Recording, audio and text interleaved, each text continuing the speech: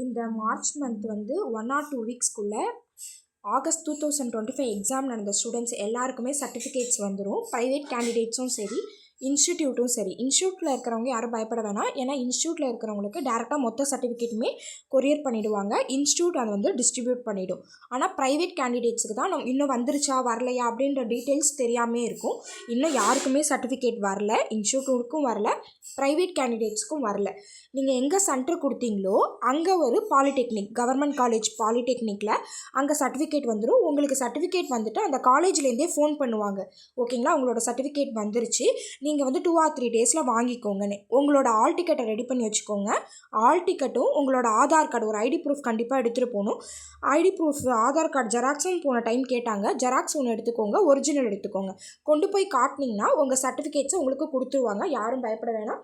இன்னும் 1 வீக், ஓகேங்களா, மேக்ஸிமம் 2 வீக்ஸ்க்குள்ளே வந்துடும். மினிமம் 1 வீக்கில் வந்து உங்களுக்கு என்னன்றது தெரிஞ்சிடும். டோட் வெப்சைட்லேயே வந்து உங்களுக்கு போட்டுருவாங்க. இந்த அனௌன்ஸ்மெண்ட்டில் இதோ இருக்குது பாருங்கள், இந்த அனௌன்ஸ்மெண்ட்டில் வந்துடும். அதில் நீங்கள் பார்த்தாலே உங்களுக்கு தெரிஞ்சிடும். ஓகேங்களா, நான் வந்து அப்டேட் வந்தோடனே அப்டேட் பண்ணுறேன். தேங்க்யூ.